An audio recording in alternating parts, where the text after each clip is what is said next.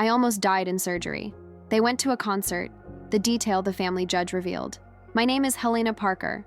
I'm 33 years old, with shoulder-length brown hair that I usually tie back in a messy bun, because it's practical, and because after 12-hour shifts in the ICU, I don't have the energy for anything more elaborate. I have brown eyes that patients tell me look kind, though lately, when I catch my reflection in the hospital bathroom mirror, they just look tired. My hands never stop moving.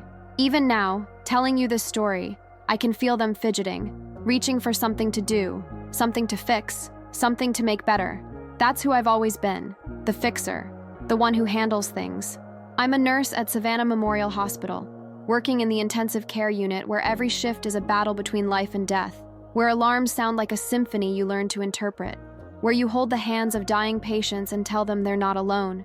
I'm engaged to a man named Marcus, Dr. Marcus Chen actually, an ER physician at St. Joseph's across town, and for my entire adult life, I've been known as the dependable one, the daughter who doesn't cause trouble, who shows up when you call, who handles everything quietly, efficiently, without complaint. My sister Clara is 36, 3 years older than me, and she's always been the star of our family, the one with the big, infectious laugh that fills a room, the one who walks into a dinner party wearing something expensive and somehow makes everyone else feel underdressed, the one with the perfectly curated Instagram feed full of brunch photos, sunset cocktails, and captions about living your best life. I walk into a room and people assume I'm there to take their temperature or ask if they need more ice water. This story, the one that changed everything, starts on a Tuesday in September 12th, 2023 to be exact. The kind of day in Savannah where the humidity wraps around you like a wet wool blanket the moment you step outside, where the Spanish moss hangs so heavy from the live oak trees, it looks like the branches are weeping, where the air smells like salt from the river mixed with something sweet and rotting. It was late summer, holding on with both hands, refusing to let autumn take over. I was finishing a double shift, my third one that week. We were short-staffed. We were always short-staffed. And I'd volunteered to cover because that's what I did. I volunteered. I said yes. I made it work. By 5 p.m., I'd been on my feet for 16 hours straight. My lower back ached. My feet felt like they were made of lead. And there was this pain, this low, dull, persistent ache in my abdomen that I'd been ignoring since lunch, because I'd ignored it before and it always passed. Except this time, it didn't pass. By 6 p.m., I was in the ER of my own hospital, and the pain had gone from dull to sharp, from annoying to alarming. I knew the signs. I'd seen them in patients 100 times. Fever, chills, tachycardia. The specific kind of pain that radiates from your pelvis up through your ribs like someone's pouring battery acid into your bloodstream. I walked myself down to the emergency department, past the nurse's station where I'd eaten lunch 3 hours ago, past the supply closet I knew better than my own apartment, and I found the charge nurse, a woman named Simone, who I'd trained 2 years prior. "Simone?" I said, and my voice sounded strange even to my own ears, thin, shaky. "I think I have sepsis." She didn't waste time asking questions. She got me into a bay, called the attending, ran the labs. 90 minutes later, Dr. Patterson, a man I'd worked beside for 5 years, who knew my coffee order and my tendency to downplay my own symptoms, came back with a face I recognized immediately. The one that means it's bad. The one that means we don't have time. "Helena," he said, pulling up a stool so we were eye level. "Severe pelvic infection. It's gone systemic. Your white count is through the roof, you're hypotensive, and we need to get you into surgery. Now. Like right now." Now meant 30 minutes, maybe less. They were already calling the OR. Already paging the surgeon on call, already moving with the kind of controlled urgency that I'd participated in 1,000 times from the other side. I tried to call Marcus first. It went straight to voicemail. I knew why. He was at a medical conference in Atlanta, giving a presentation on emergency trauma protocols. His phone would be off. He'd told me that morning, kissed me goodbye in the pre-dawn darkness of his apartment, told me he'd call me during the lunch break, but it was past 6 now, and he was probably in the cocktail reception, and I needed him to know. I left a message. My hands were shaking so badly I almost dropped the phone. "Marcus, it's me. I'm in the hospital. They're taking me into emergency surgery. Infection. Sepsis. I'm okay. I think I'm okay. I love you. Please call the hospital. Please." My voice broke. "Please just call." Then I called my parents. Because that's what you do when you're scared and you're about to go under anesthesia, and there's a non-zero chance you might not wake up. You call your family. My mother answered on the 4th ring. I could hear music in the background immediately. Not quiet music, loud music, the kind that echoes in a big venue, with bass you can feel in your chest. And voices, lots of voices. That specific reverb of a lobby or a hallway in a concert hall. Helena? My mother's voice was bright, distracted. Honey, this isn't really a great time. Mom? I cut her off. Mom, I'm in the hospital. I'm going into emergency surgery in 20 minutes. I need you to do something for me. There was a pause, not a long one, just long enough for me to hear my father say something in the background, and then Clara's laugh. That big, careless, joyful laugh. Surgery? My mother's tone shifted to concerned, but not alarmed. Surgery for what? Infection.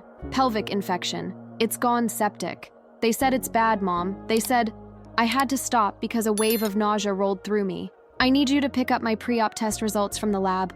3rd floor. They need them before they can put me under. And I need you to keep calling Marcus until he answers. His phone's off, but he'll turn it on eventually, and someone needs to tell him. Sweetie? My mother interrupted, and I heard her move somewhere quieter because the background noise dampened. Sweetie? We're at the Civic Center. Clara surprised us with tickets. You know that singer she loves? I can't remember the name, but it's supposed to be amazing. Your father already paid for parking, and you know how he is about parking fees. He'll complain about it for a week if we leave now. Mom? My voice cracked. Mom, I could die. Another pause, longer this time. Then I heard her sigh. Not worried, not scared, just exasperated. Like I was being difficult. Like I was asking her to pick up dry cleaning. Helena, you're always so dramatic about medical things. You're in a hospital. You're surrounded by doctors. They'll take care of you. We'll call you after the show, okay? It's only 2 hours, 2.5 tops. Mom, we have to go, honey. The lights are dimming. Love you. She hung up. I stared at my phone, at the black screen, at my own reflection in the glass, and I thought, very clearly, very calmly, if I die on that table, the last thing my mother will have said to me is that I'm dramatic. Simone appeared in the doorway with a wheelchair. Helena, we need to go. I nodded. I put my phone in the plastic bag with my clothes and my watch and my engagement ring. And 17 minutes later, they wheeled me into operating room 3, where the lights were too bright and the air was too cold, and Dr. Pruitt, the anesthesiologist who always wore Crocs with cartoon characters on them, told me to count backwards from 10. I made it to 7, and then I was gone. If you've ever been the family ATM, the one everyone calls when they need something but nobody calls to check if you're okay, you know what's coming next. Hit that like button if you're ready to hear what happened when I finally stopped being convenient. I need to take you back. Because this didn't start with a concert and a phone call and emergency surgery. This started years before, with a pattern so slow and so gradual that I didn't notice I was drowning until water was already closing over my head. Growing up in Savannah, we were the kind of family that looked perfect from the outside. My father, Richard Parker, worked in regional sales for a paper products company. Decent salary, stable benefits, nothing flashy but nothing to worry about either. My mother, Diane, was a homemaker who spent her days volunteering at the Savannah Botanical Gardens, hosting book club meetings where no one actually discussed books, and managing the household with the precision of a military general. Clara was in everything: dance classes, drama club, beauty pageants, any activity that came with a spotlight and an audience. I was in the library. I was in science club. I was in the quiet corners where nobody looked. It wasn't cruel. It wasn't abusive. It was just obvious. Clara needed more. More attention, more resources, more accommodations, more money. She had big dreams, big personality, big needs. I had flashcards and a study schedule and a plan to get a nursing scholarship so I wouldn't burden anyone with tuition costs. I got that scholarship. Full ride to Armstrong State University, now Georgia Southern. I worked part-time at a pharmacy while I studied, graduated with a 3.8 GPA, and had a job offer from Savannah Memorial before I even walked across the stage. I was 23 years old, and I was proud. I was independent.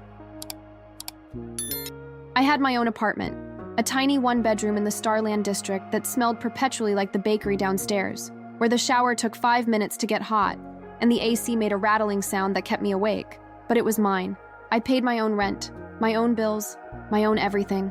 That first year out of school, living alone, working night shifts, surviving on coffee and determination, that was the freest I'd ever felt. It lasted about 8 months. Then my mother called one evening in March. I was getting ready for a shift, tying my hair back, packing my lunch, and my phone rang. Mom, I answered. Helena, honey, I hate to ask, but we need a tiny favor. I should have recognized those words. I hate to ask. That's the preamble. That's the warning. But I didn't recognize it yet. I didn't know the pattern. Sure, Mom. What's up? It's Clara's car insurance. She moved back home after that consulting job in Charleston didn't work out. You heard about that, right? And she's between paychecks right now. The insurance is due and it's just $150. Could you spot us? Just this once. We'll pay you back next month. $150. That was one shift. It was nothing. Of course I could help. Sure, Mom. I'll Venmo it tonight. You're the best, sweetheart. Clara really appreciates it. Clara never thanked me. Not directly, but I didn't think about that then. The second time, it was 3 months later, June, humid and bright and suffocating. My father's diabetes medication, his insurance had denied coverage for the brand his doctor prescribed, something about prior authorization and formulary restrictions, and bureaucratic nonsense I knew too well from working in healthcare. They were appealing it, but in the meantime, he needed the medication. Could I help? Just until the appeal went through. $200, I said yes. By the end of my second year as a nurse, I'd helped with a new hot water heater when theirs died, $850.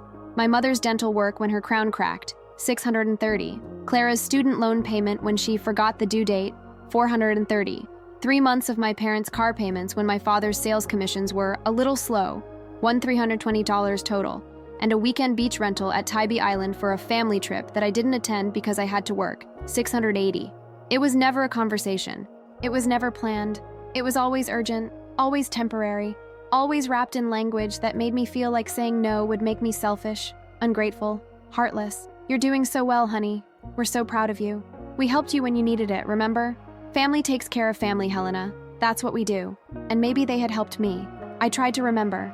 I tried to think of specific instances, specific amounts, specific moments when they'd paid for something I needed. But the memories were vague.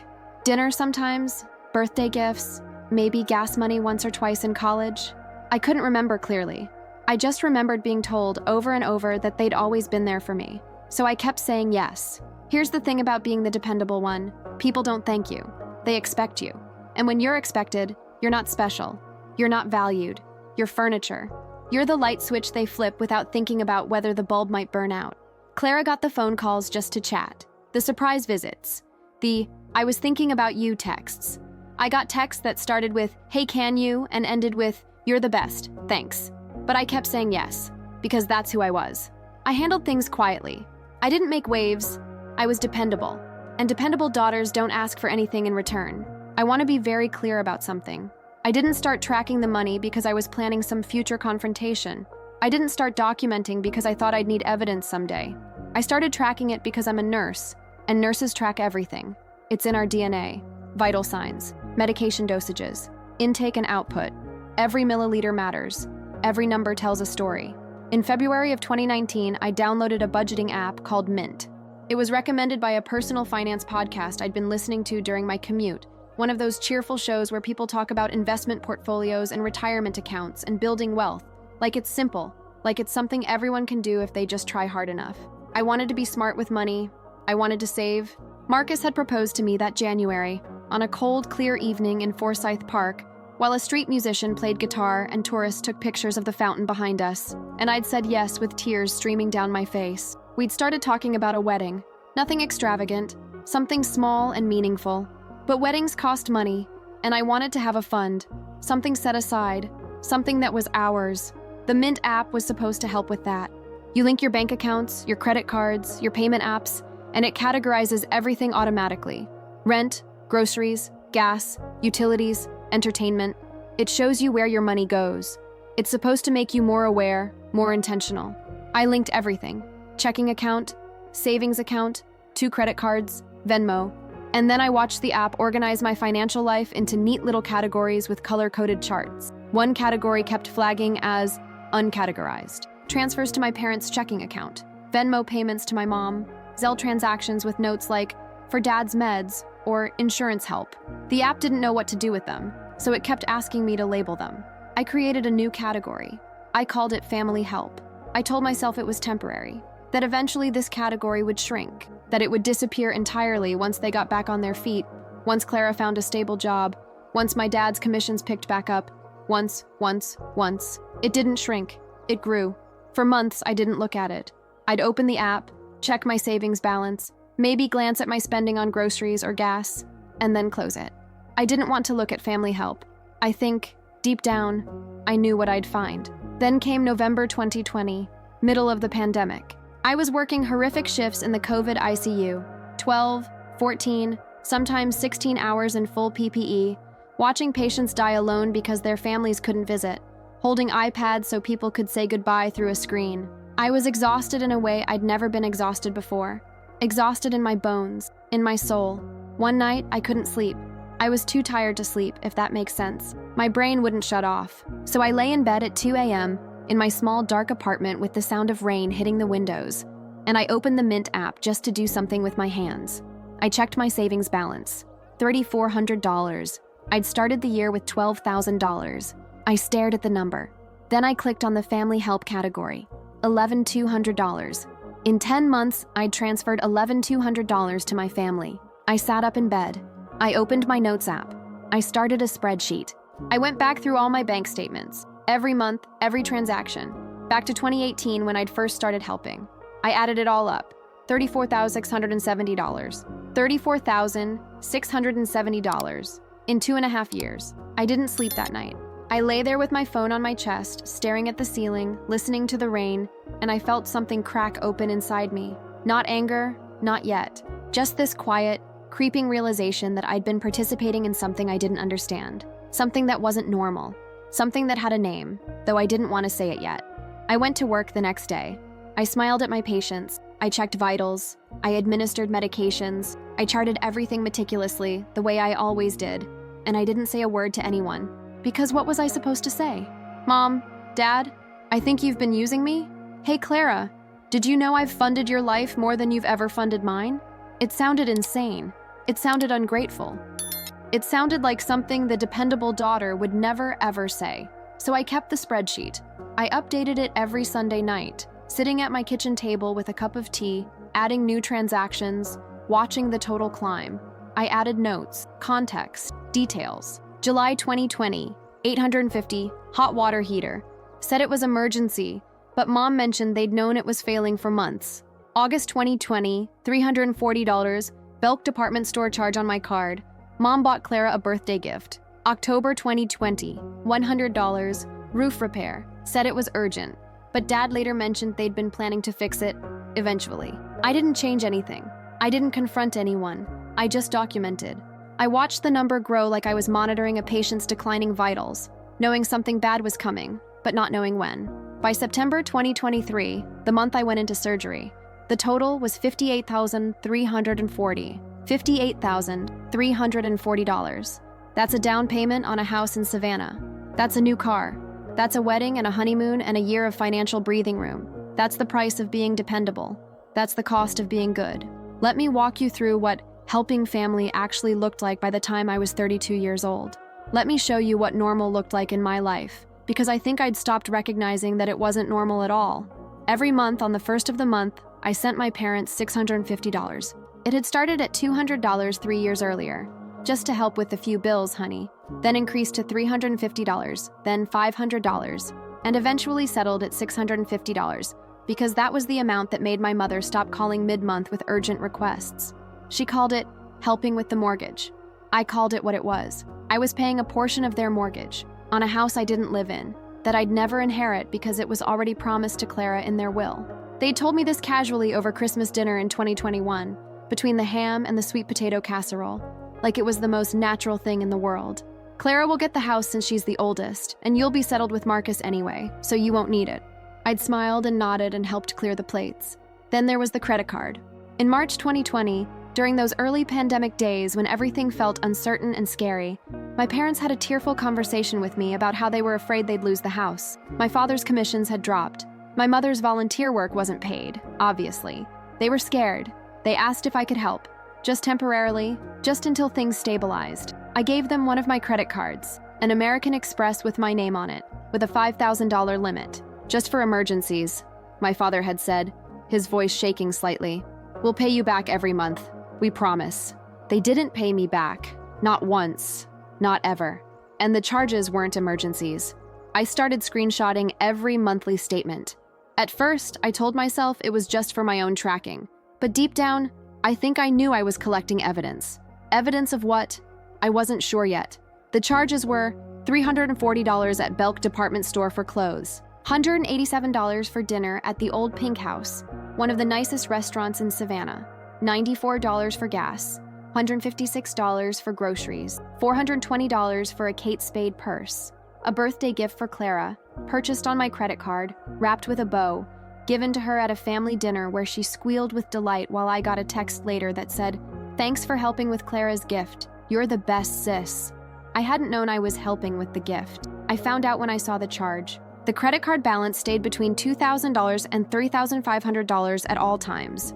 Every time I made a payment and brought it down, it would climb back up within weeks. I was making minimum payments plus $200 to $300 extra every month, draining my own checking account to keep their spending from going to collections and destroying my credit score. Then there was the insurance situation. In January 2022, my mother called me crying. Real tears. The kind that made me panic. She'd been dropped from my father's health insurance due to some policy change related to his company restructuring. I never fully understood the details, and I don't think they did either. Marketplace premiums were $600 a month, which they called highway robbery, and criminal, and impossible.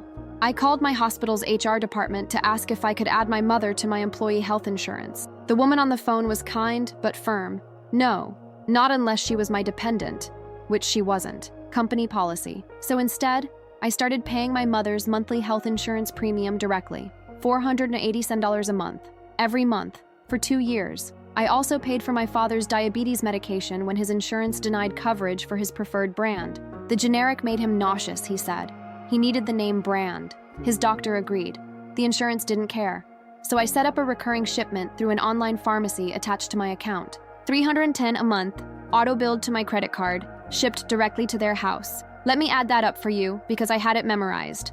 Mortgage help, $650 month credit card payments, $200 month to keep it from going to collections. Mom's health insurance, $487 month dad's medication, $310 month. That's approximately $1,647 to $1,147 every single month for years. I was making $62,000 a year as an ICU nurse.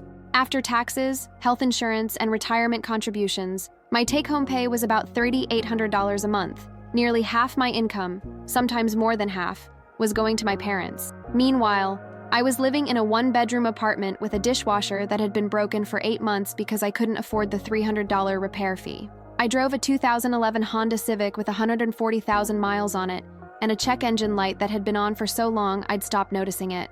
I bought my scrubs on clearance at the uniform store. I packed lunches because I couldn't afford to eat out.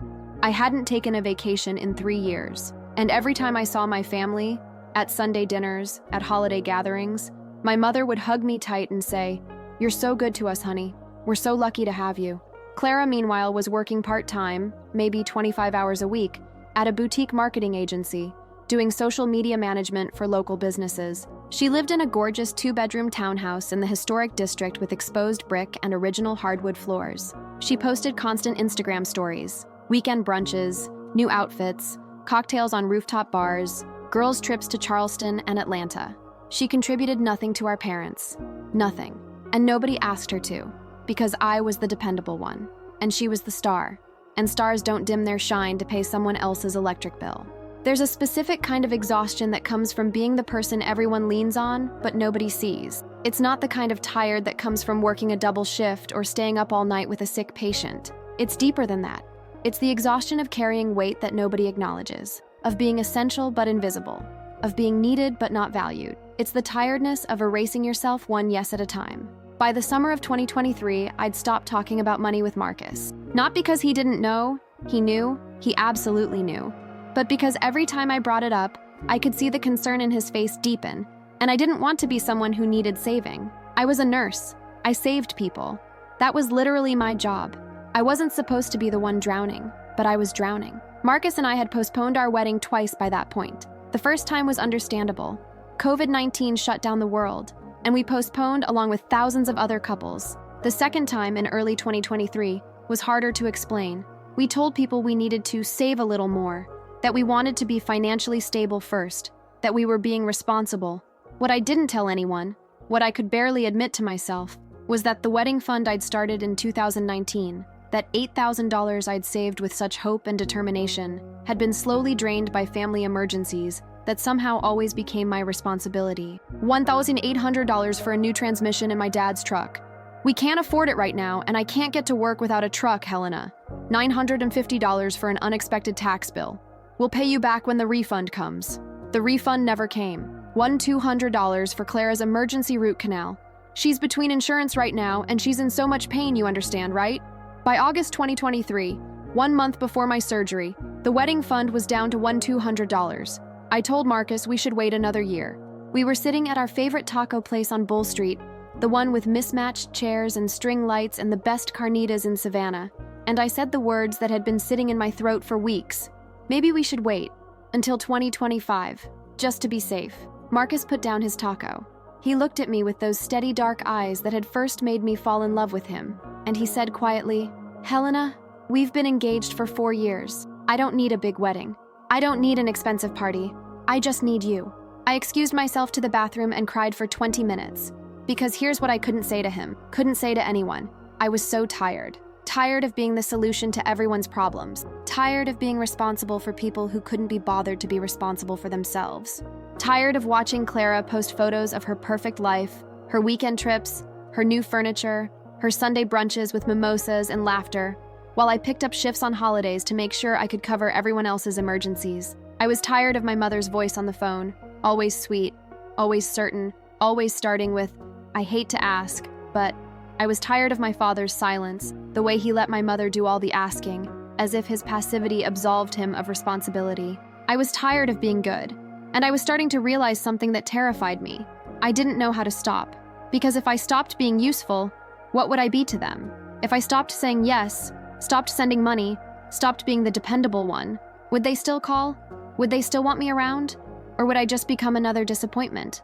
Another problem? The dependable daughter who says no isn't dependable anymore. She's difficult. She's selfish. She's ungrateful. She's the problem. So I kept going. I kept saying yes. I kept updating my spreadsheet every Sunday night, watching the number climb higher and higher, telling myself that someday, somehow, this would balance out, that they'd recognize what I'd sacrificed, that they'd thank me, that it would matter. It didn't balance out. It broke. And when it broke, I almost died. September 12th, 2023. A Tuesday that started ordinary and ended with everything I thought I knew turning to ash. I woke up at 5:30 a.m. to my alarm, the default iPhone alarm sound that I'd grown to hate with a passion, but was too tired to change. I felt off immediately. Not sick, exactly, just wrong.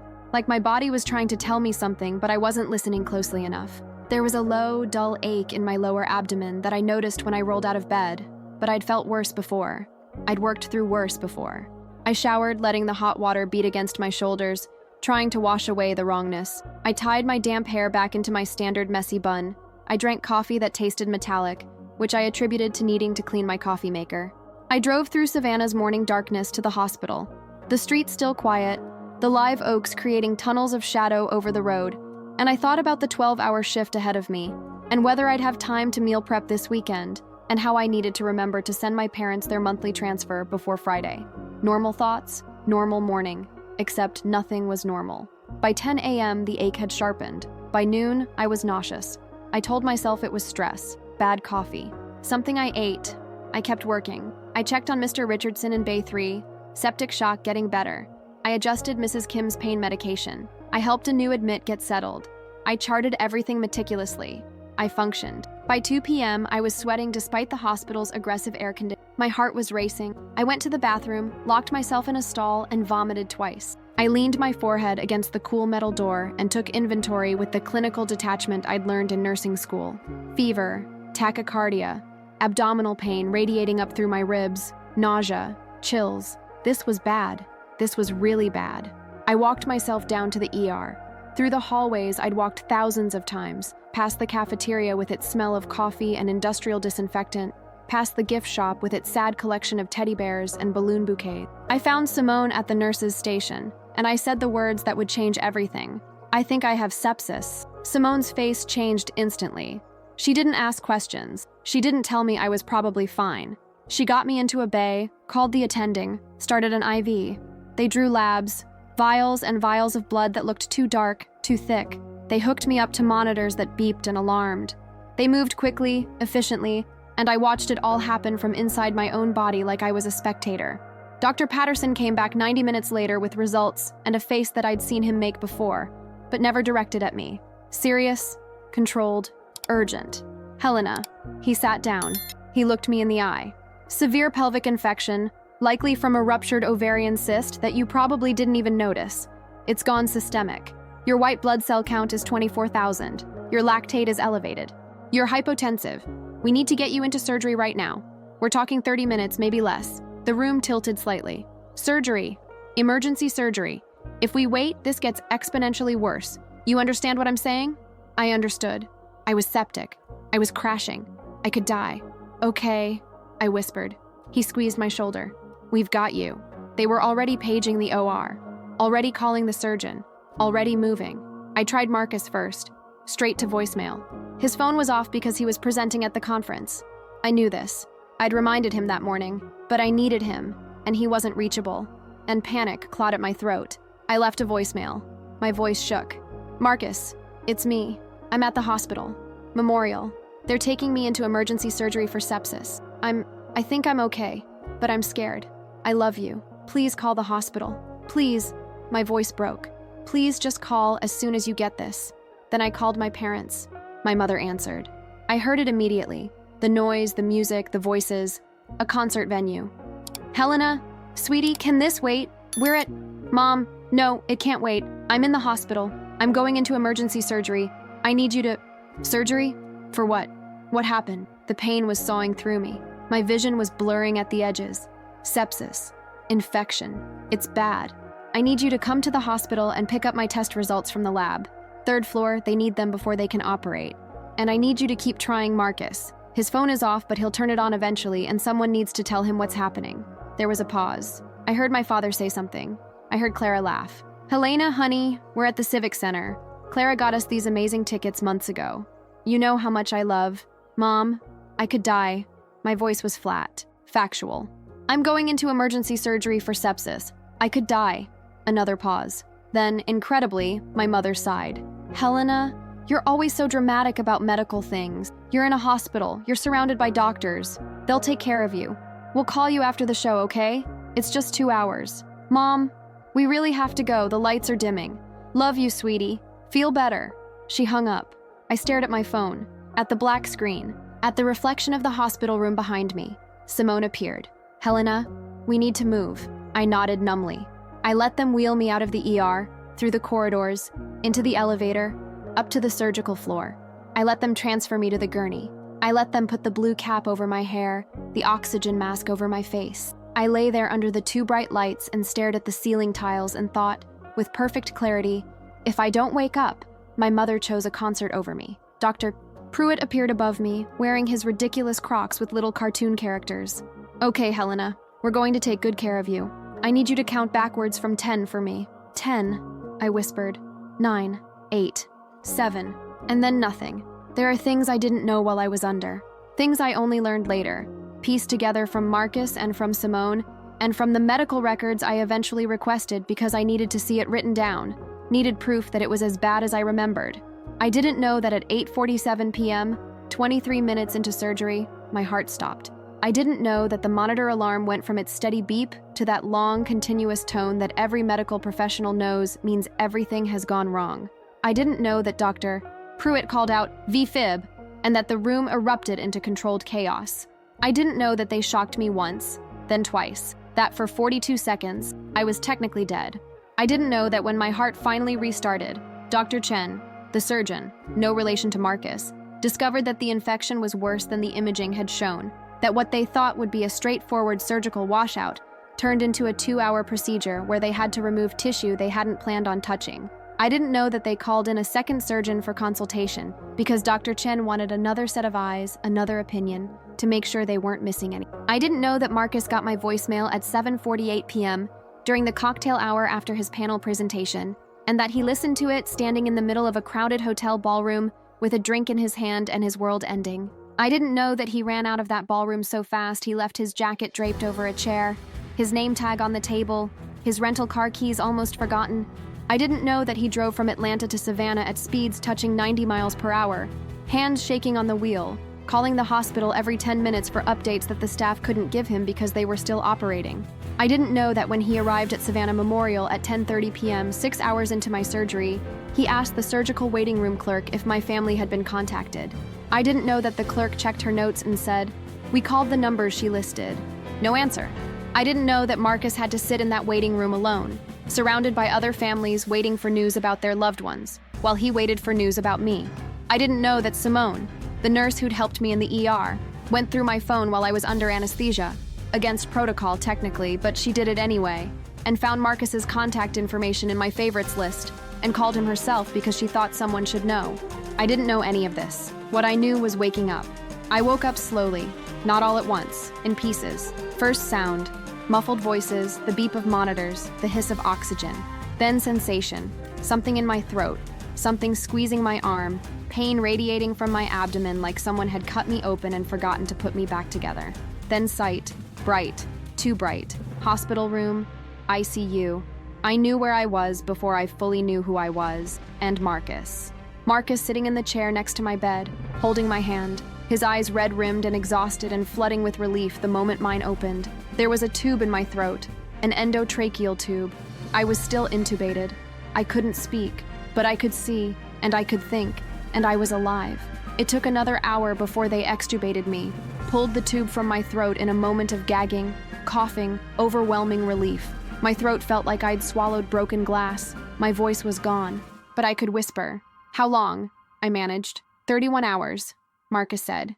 His voice was hoarse. "You've been out for 31 hours. It's Thursday morning." Thursday. I'd gone into surgery on Tuesday evening. What happened? He told me. All of it. The coding, the 42 seconds, the second surgeon, the extended procedure, the ICU admission, his drive, his arrival, the waiting. And then I asked the question I already knew the answer to.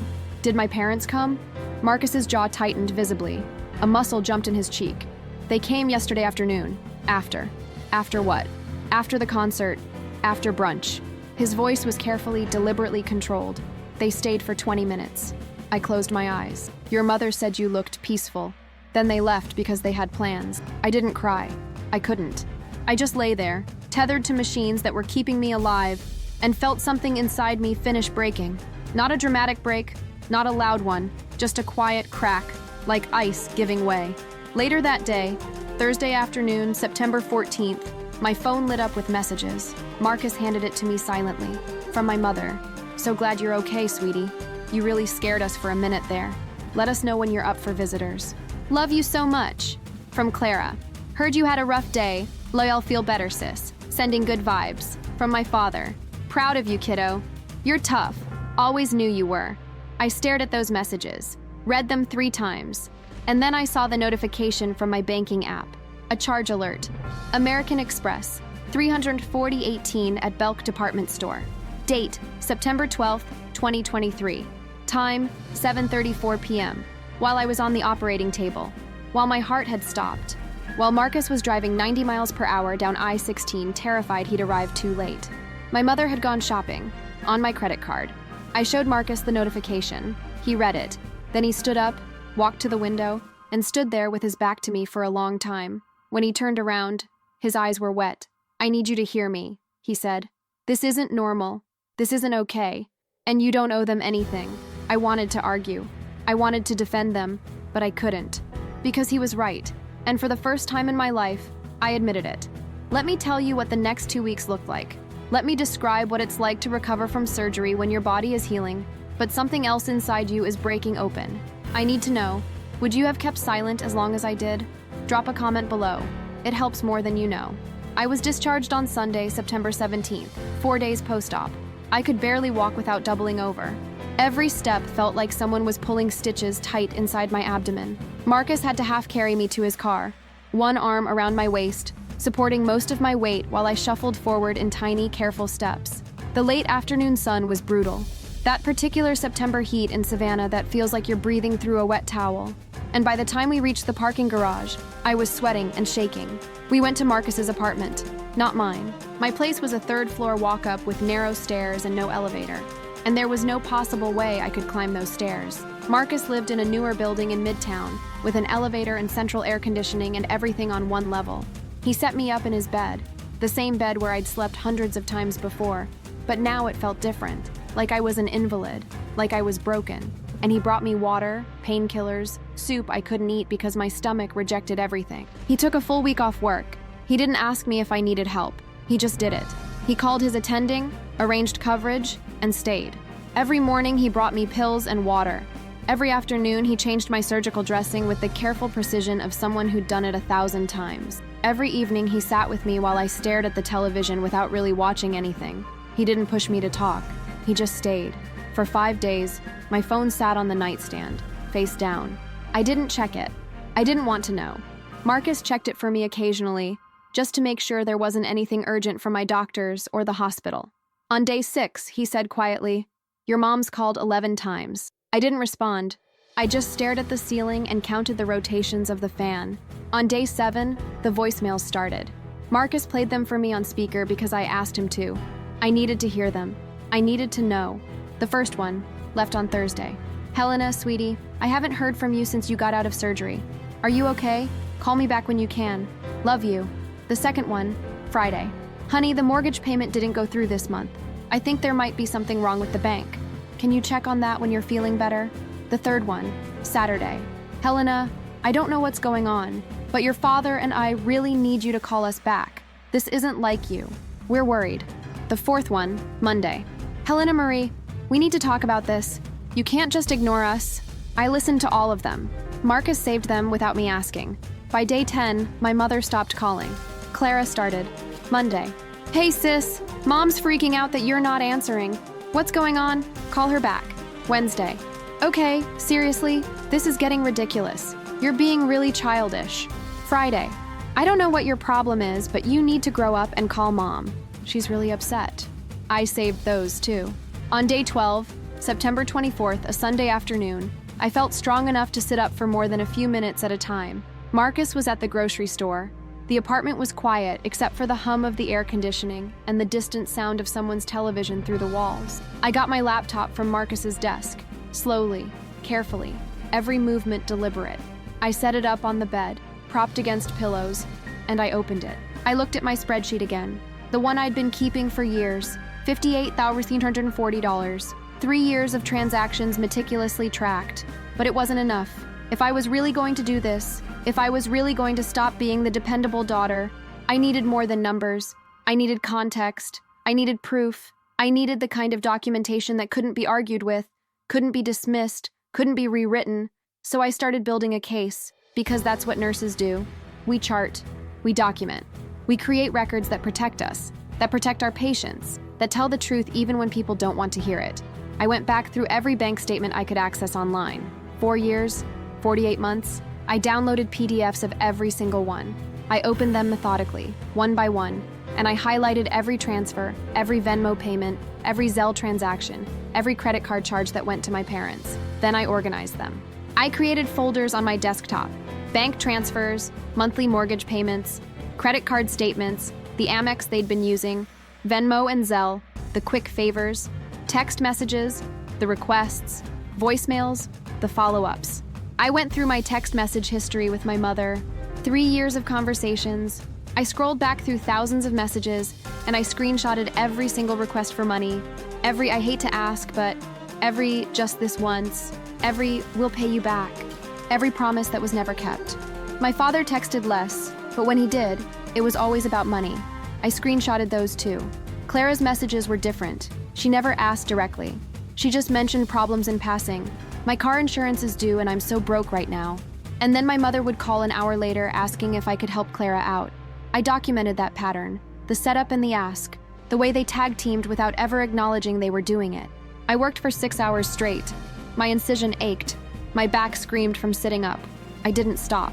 I created a master spreadsheet, not just amounts anymore, a complete timeline. Every transaction had date, amount, method, transfer, Venmo, credit card, Zelle. Category: mortgage, insurance, medication, Clara's expenses, discretionary. Their stated reason: supporting documentation, screenshot reference number. And I added a notes column where I wrote the truth. September 2020, $100. Emergency roof repair. But Dad mentioned in November they'd known it was failing for 6 months. October 2020, $340. Belk department store. Mom bought Clara's birthday gift on my card. Without asking, December 2020, $680. Tybee Island beach house rental. Family trip. I wasn't invited to because I had to work March 2021. $487, first month of Mom's insurance premium. Said it would be just for a few months until they figured it out. Still paying 30 months later, I worked until my eyes burned and my hands cramped. By the time Marcus came home with bags of groceries, I had a document that was 52 pages long. He stood in the doorway of the bedroom, looking at me surrounded by papers and screenshots and the glow of the laptop screen. What are you doing? Building a case. He set the groceries down, came over, looked at the screen. Jesus, Helena. I know. He scrolled through a few pages. This is incredibly thorough. I'm a nurse. Charting is what I do. He sat on the edge of the bed. What are you going to do with this? I don't know yet, but I need them to see it. I need someone to see it. Because every time I try to explain, it sounds like I'm exaggerating.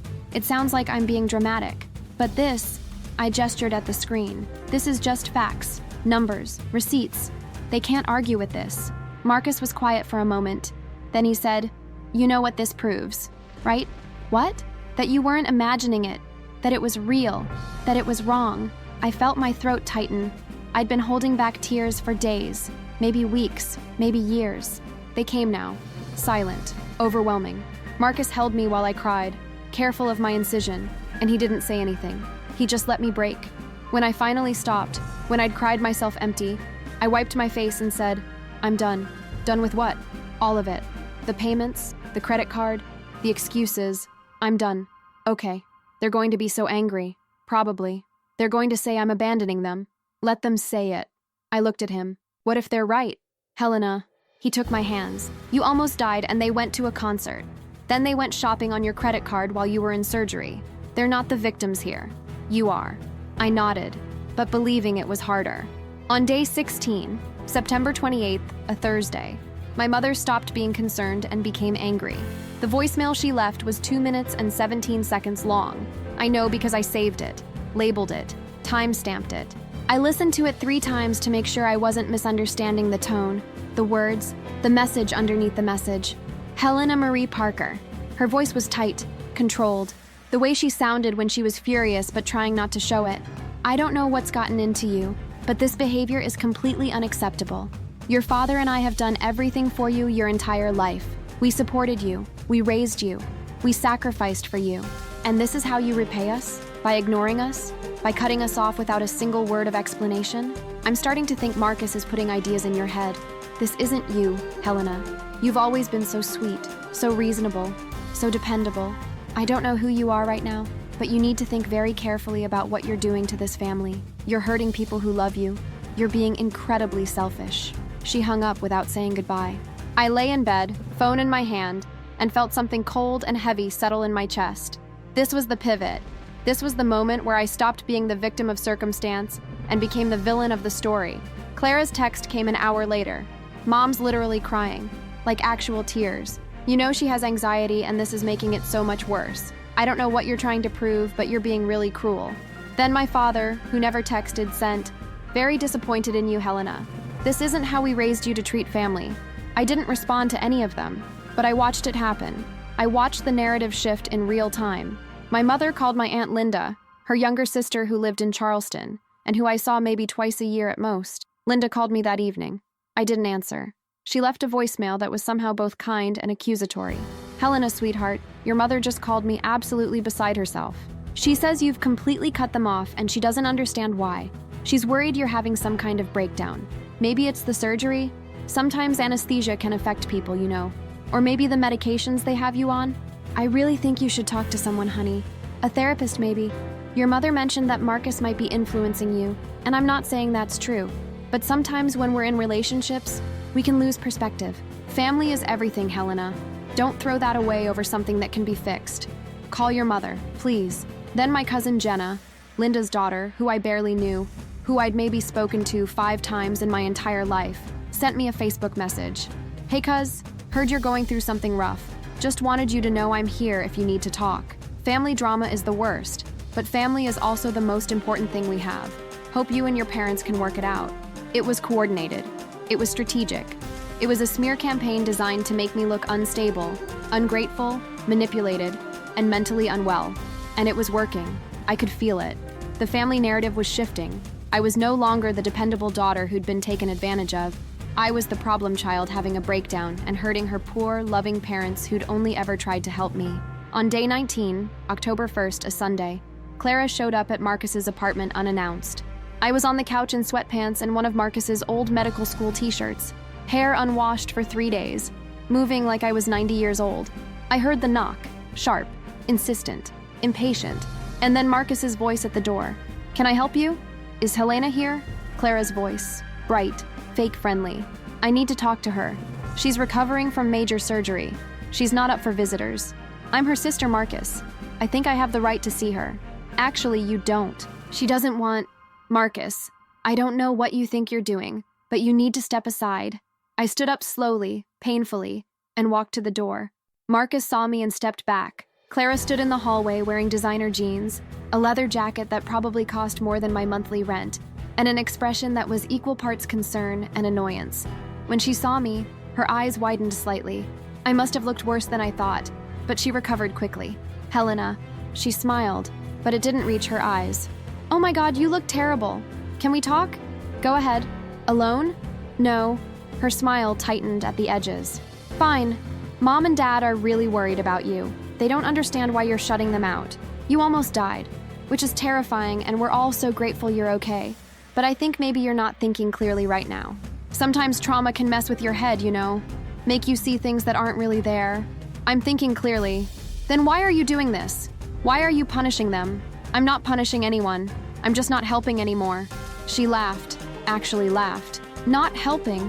Helena, they're your parents. You don't just stop helping your parents." "Why not?" I leaned against the doorframe. "You do." Her face went cold.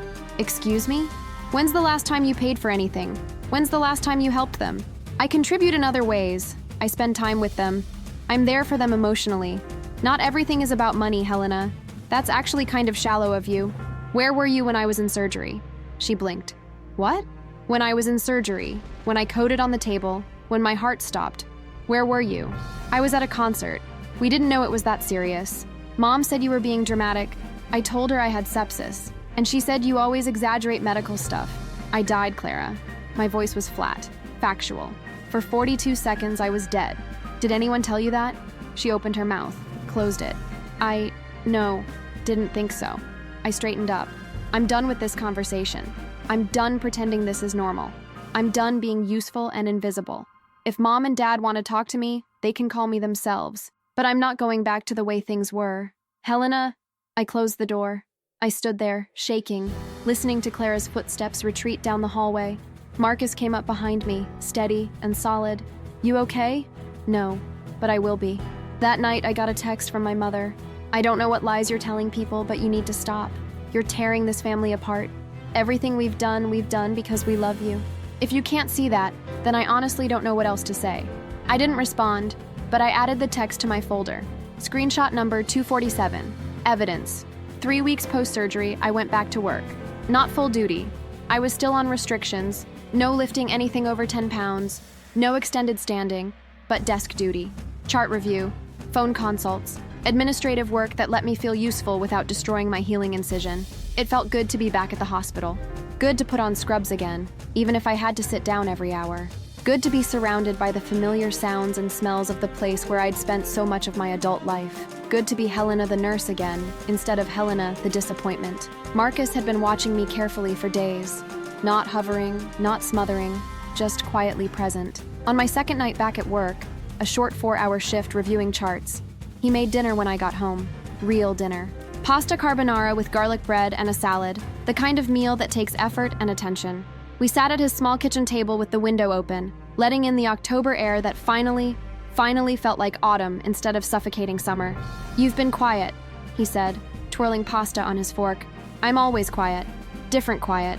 Thinking quiet." I pushed a piece of lettuce around my plate. "I'm trying to figure out what happens next." He set his fork down. What do you want to happen next? That was the question, wasn't it? What did I want? For 3 weeks, I'd been in survival mode.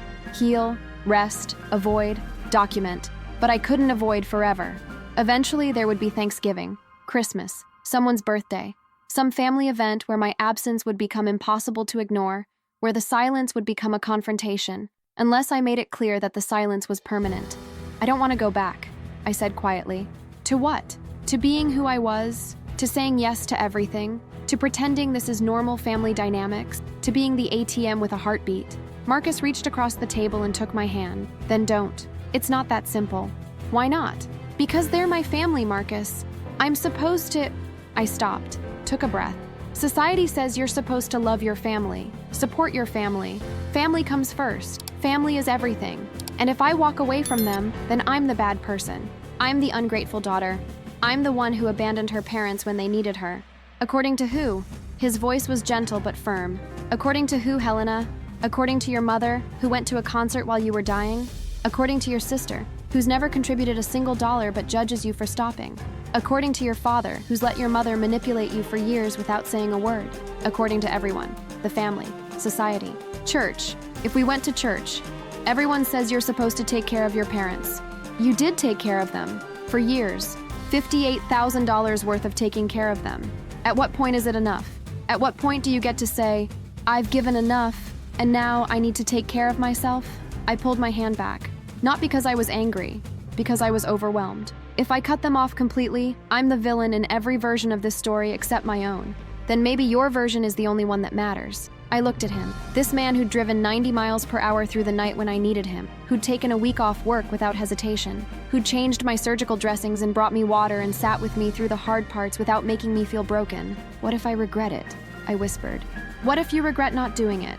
That night, I lay in bed staring at the ceiling, a habit I'd developed, counting the rotations of the ceiling fan like counting sheep. And I made a decision. I wasn't going back. I wasn't resuming the monthly transfers. I wasn't unfreezing the credit card. I wasn't responding to the guilt trips, the voicemails, the text messages designed to make me feel small and selfish. But I also wasn't going to disappear quietly into the night. I wasn't going to let them rewrite history, turn me into the villain, make me the unstable daughter who abandoned her loving parents for no reason. If they wanted to make me the bad guy, fine, but I wasn't going to make it easy. The next morning, October 5th, I opened my email and I wrote a message. Not to my parents, not to Clara, to Uncle Raul. Uncle Raul was my father's older brother, 68 years old, retired magistrate judge, 30 years on the bench in family court. The family patriarch, the peacemaker, the person everyone turned to when there was conflict, when someone needed wisdom, when disputes needed settling. He'd always been kind to me in that distant, formal way that older relatives are kind. We didn't talk often, maybe once or twice a year at family gatherings, but he'd sent me a card after my surgery, a simple one, with a handwritten note in careful script. Glad you're recovering. Let me know if you need anything. Uncle Raul. I didn't know if he'd respond, but I had to try. I kept the email short. Uncle Raul, thank you for the card. I'm recovering, slowly but surely. I need to talk to you about something important, and I don't know who else to ask. It's about my parents and a situation that's been building for years. It's complicated and probably uncomfortable, but I think you're the only person in the family who might be willing to hear the whole story. If you have time for a phone call, I'd really appreciate it. Helena, I read it 3 times. Changed important to serious, and then back to important. Finally hit send before I could overthink it further. He called me 4 hours later. Uncle Raul's voice on the phone was exactly as I remembered it from family gatherings. Deep, measured, authoritative without being harsh. The kind of voice that made you sit up straighter without realizing you were doing it. The kind of voice that had commanded courtrooms for 3 decades. Helena, I got your email. Thank you for calling, Uncle Raul. I know this is probably... Before you continue, he interrupted gently. I want you to know that whatever you tell me stays between us unless you give me permission otherwise. I'm not calling your father after this. I'm not reporting back to your mother.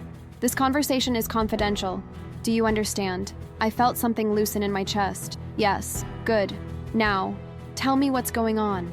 I'd rehearsed this. I'd written notes. I'd practiced in my head while lying awake at night. But now that he was actually asking, all my careful preparation evaporated. I don't know where to start. Start with what happened the day of your surgery. Your mother mentioned you had an emergency procedure, but she was rather vague on the details. So I told him. I told him about the sepsis, about calling my mother from the ER, about the concert, about asking for two simple things: pick up test results, call my fiancé, and being told they couldn't because of parking fees and tickets they'd already purchased. I told him about going into surgery believing they'd come, and about waking up 31 hours later to learn they hadn't arrived until it was over. When I finished, there was a long silence on the other end of the line. Then Uncle Raoul said, very carefully, "They didn't come to the hospital while you were in surgery. No, not even after you explicitly told your mother you had sepsis. No, they came the next day, after the concert, after brunch. They stayed 20 minutes. And your fiancé? Drove from Atlanta the moment he got my voicemail. 90 miles per hour. Got there 6 hours into the surgery." Another silence, longer this time.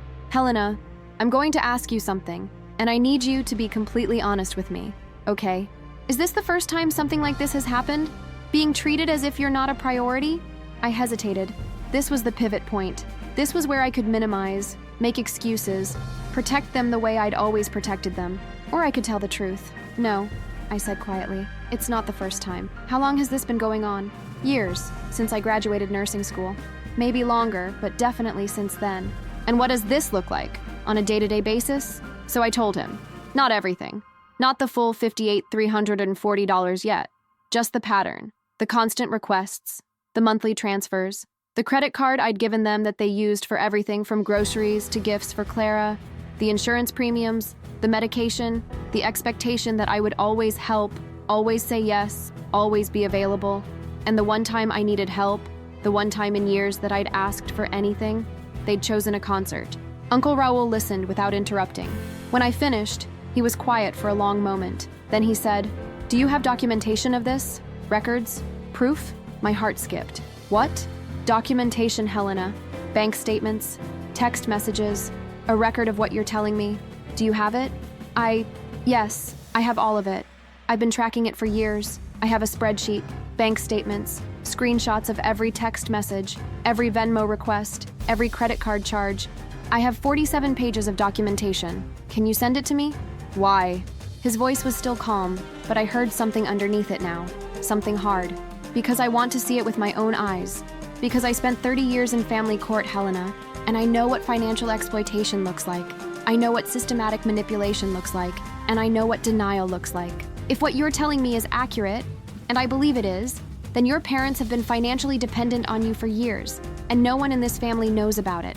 Am I correct?" "Yes," I whispered. "Then someone needs to know.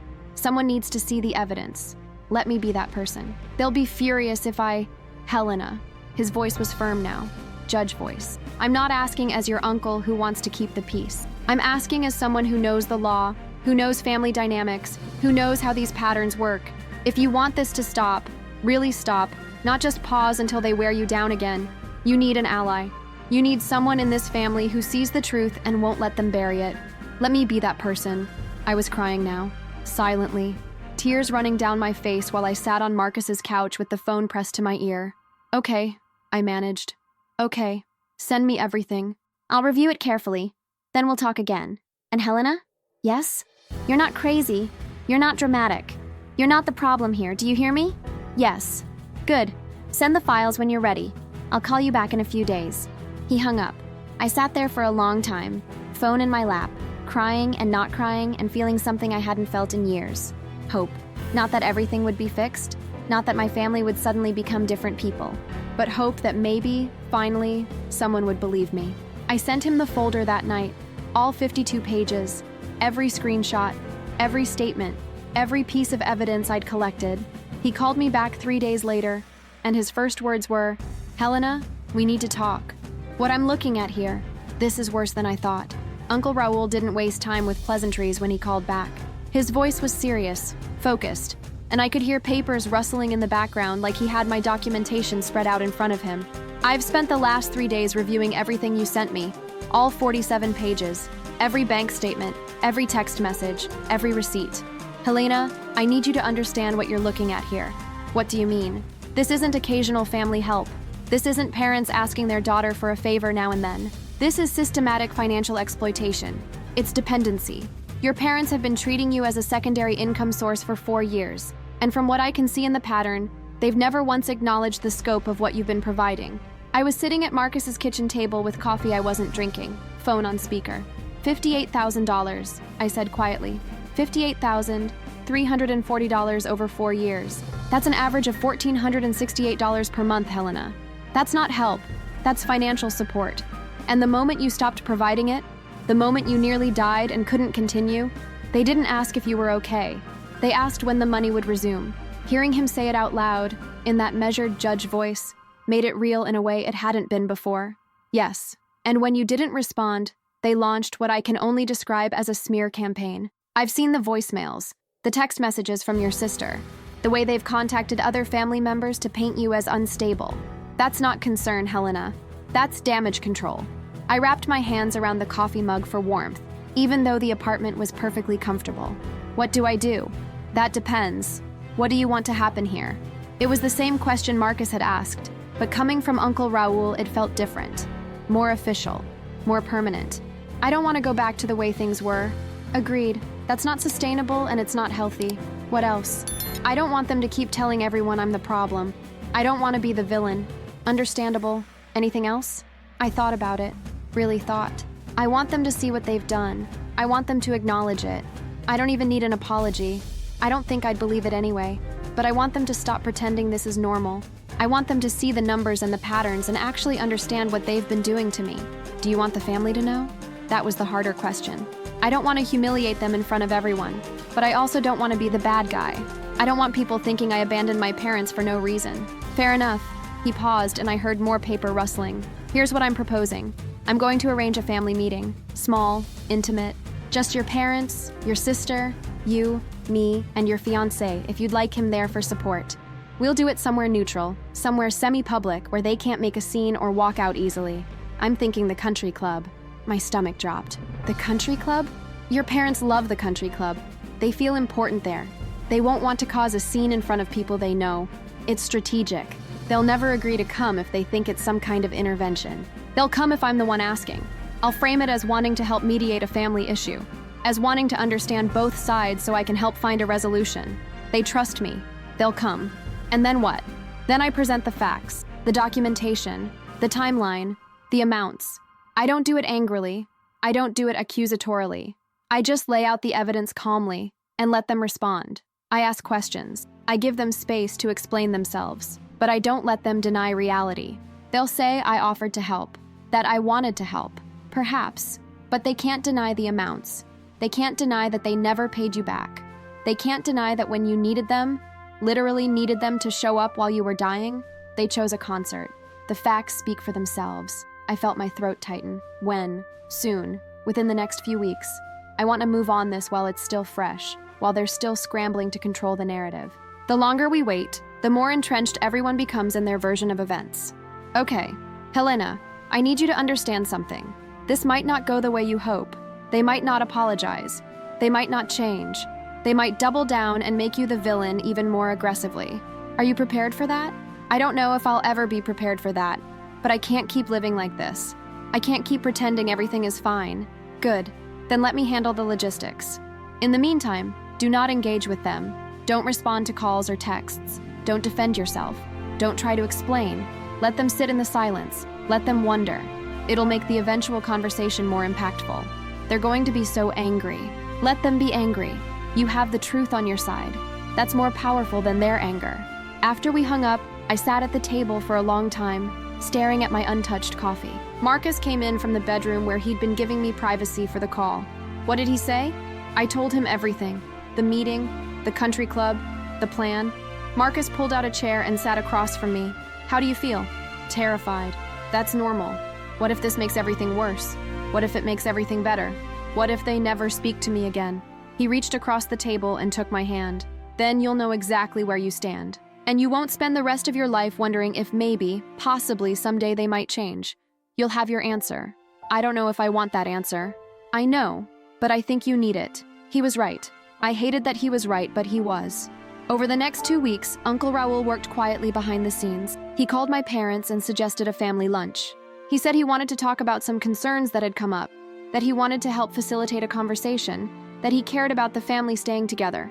He was calm, reassuring, authoritative, everything they needed to hear to agree. They said yes immediately. Of course they did.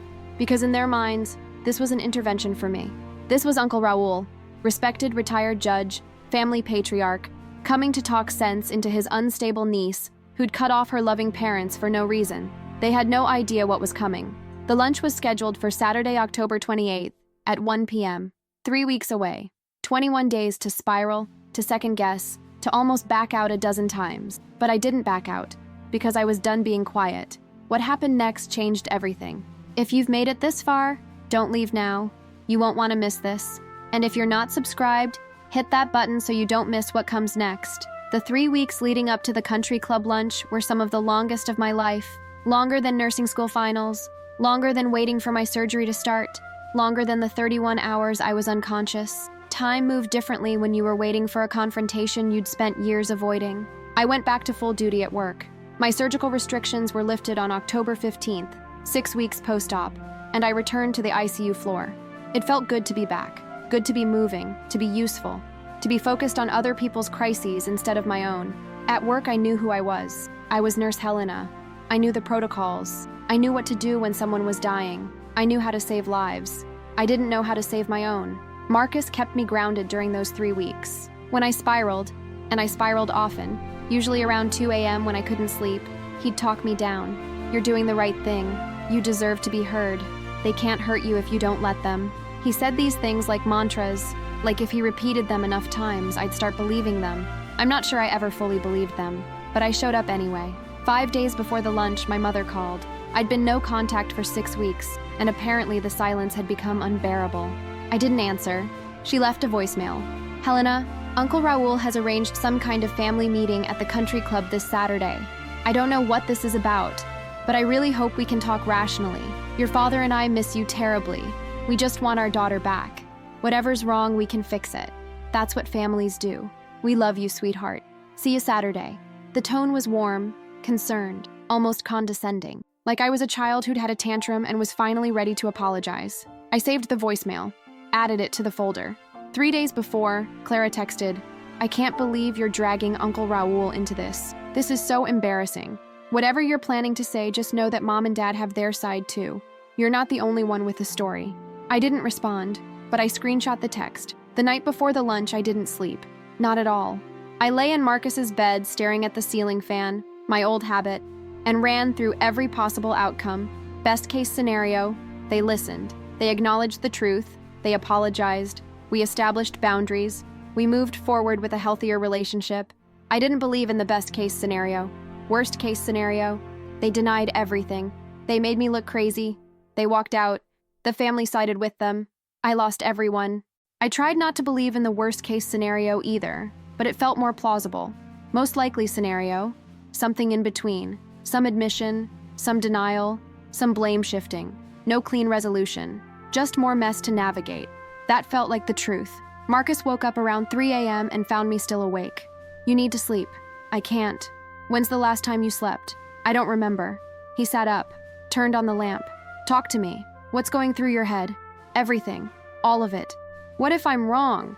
What if I'm making too big a deal out of this? What if I'm being ungrateful and I just can't see it? Do you actually believe that? No. But what if everyone else does? Then everyone else is wrong. What if they never speak to me again? Then you'll finally stop wondering if they love you or if they just love what you can do for them. I looked at him. This man I was going to marry. This man who'd seen me at my absolute worst and hadn't left. You really think this is the right thing to do? I think it's the brave thing to do. And I think you deserve to be free. I wanted to believe him. Morning came too fast. October 28th, Saturday. A perfect autumn day in Savannah. Crisp air, blue sky. The kind of day that felt like a lie because nothing good should happen on a day this beautiful. I stood in front of the mirror in Marcus's bathroom and tried to figure out what you wear to confront your family. I settled on a simple navy dress, the kind of thing you'd wear to church if you went to church. Conservative, respectful, not too formal, not too casual. The kind of outfit that said, I'm serious, but I'm not attacking you. I tied my hair back in a low bun, put on minimal makeup, looked at myself and barely recognized the woman staring back. She looked older than 33, tired, but also determined in a way I'd never seen before. Marcus wore slacks and a button-down. He came up behind me in the mirror. You ready? No. Good answer. Let's go anyway. We drove to the Savannah Country Club in silence. It was a 20-minute drive from Marcus's apartment, through the historic district with its famous squares and moss-draped oaks, past tourists taking pictures of antebellum architecture, past the world going on like normal while mine was about to fracture. The country club sat on the edge of town, surrounded by perfectly manicured golf greens and live oak trees that had been there longer than anyone living could remember. It was the kind of place where old Southern money went to feel important, where the waitstaff smiled with practiced politeness and everyone knew everyone else's business. My parents loved it here. They weren't members. Membership cost upward of $50,000 just to join, plus annual fees. But they came as guests whenever possible. It made them feel successful, like they belonged to a world they couldn't actually afford. Uncle Raul was a member, had been for 20 years. We pulled into the parking lot at 12:45 p.m., 15 minutes early. I sat in the passenger seat, hands shaking, and Marcus reached over and squeezed my hand. You can still change your mind. We can turn around right now.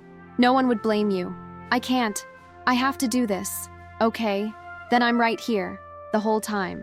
We walked in together.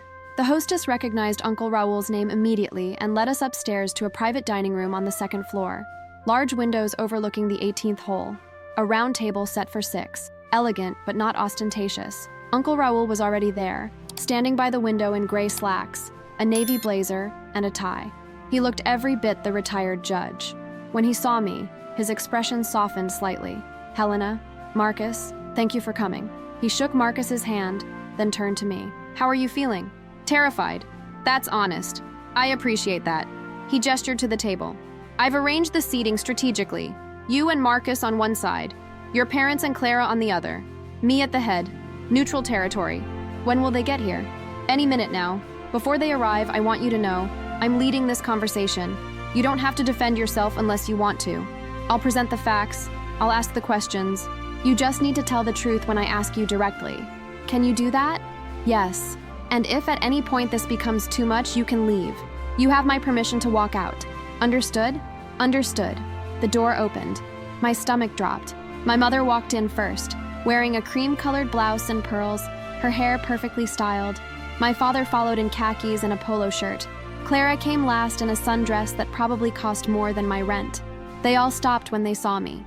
My mother's face lit up. Genuine relief, genuine happiness. She rushed forward, arms open. Helena, oh sweetheart, I'm so glad you're here. I stepped back. Let's just sit down. Her arms dropped. Her smile faltered.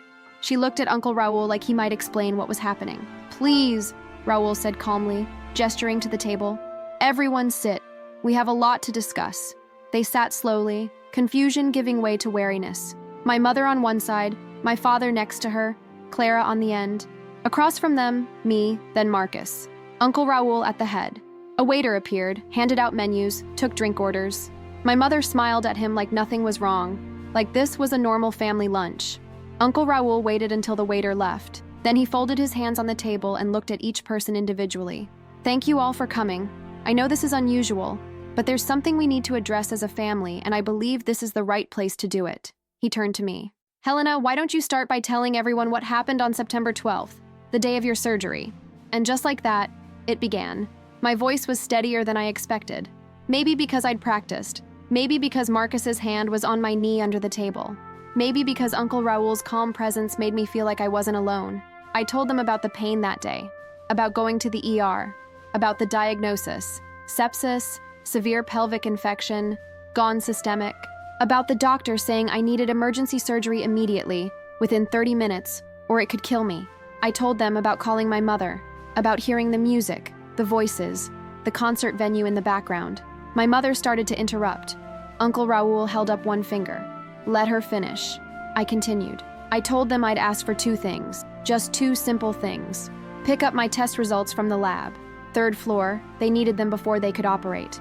And call Marcus. Keep trying until he answered, because his phone was off and someone needed to tell him what was happening. I told them my mother said no. That's not... My mother's voice was sharp. That's not what happened. Diane. Uncle Raul's voice was firm. You'll have your chance to speak. Right now, Helena is speaking. I kept going. I told them about the parking fees, about the tickets they'd already bought, about being told I was being dramatic, about being told they'd call after the show. It's just 2 hours. I told them I went into surgery believing they'd come. that I went under anesthesia thinking my family would be there when I woke up.